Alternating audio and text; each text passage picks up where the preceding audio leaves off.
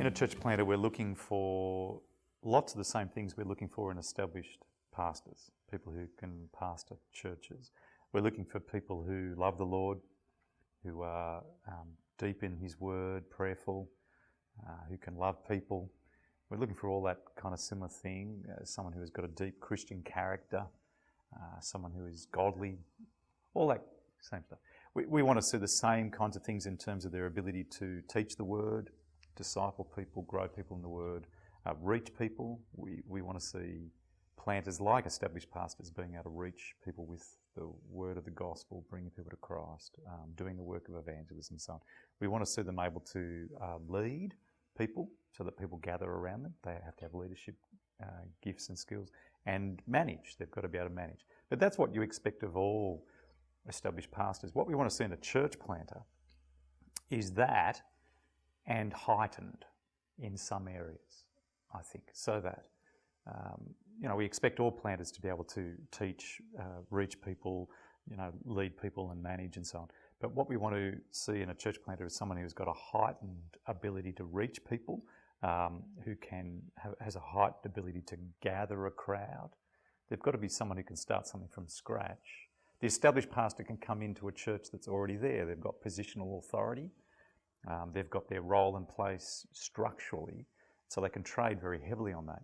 In a church plant setting, there is no positional authority. You've got no culture around you. And so we need to see people who, without all of those props that an established pastor has, can still gather a crowd, lead people, reach people with the gospel. So that's a heightened ability, competency in those areas that you might see in an established pastor. We want to see too a heightened resilience. Pastoral ministry is demanding for everybody in pastoral work, but in a church planting context, it's a heightened demand pressure because everything's new. Because you've got no structures and no supports just by virtue of position and place and culture and history, because you're on your own starting this new thing, and everything you're doing is new. There's a stress that's associated with newness. And so we want to see in someone who has gifts of an established pastor a heightened resilience and an ability to bring power and energy to the work that might not be as necessary in an established church setting, just because of the context of planting is a different deal entirely.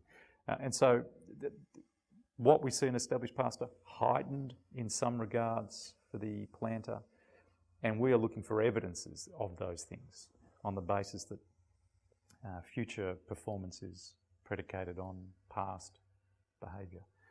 And so we want to see evidence that someone has been able to gather groups and people well. We want to see evidence that people follow them despite or without any positional power. We want to see that kind of attractive, not good-looking person, but attractive in that they can attract people to a vision, a task, a mission that they're on about doing. And we want to see them actually exhibit evidence of someone who can work hard, cope with stresses, and still keep going forward. To get a church plant going from nothing, in the same way to get a plateaued church moving forward, takes a great injection of energy. So there's got to be a big explosion of energy to get nothing to start to become something. And you need, therefore, a high capacity person or team. And I think there are some contexts where the leader on his own is sufficiently high capacity that his wife doesn't need to add much more capacity to it. But generally, I think it's the case that it's the husband and wife together who bring sufficient energy to get things moving forward. And so both need to be energised and involved. Now, the reason I offer those two options is because we don't have a rule in Geneva that you have to have a wife who does everything alongside the husband with all the same energies and so on. There is variety amongst us all. But there has to be at the baseline, both husband and wife will model what it is to be kingdom first people. So just as a Christian woman, we want to see the wife have a heart for the kingdom, sold out for the kingdom, with whatever capacities and abilities she has. And that will look different. But they need to be kingdom-hearted couple who can model to the congregation what we're seeking to achieve here.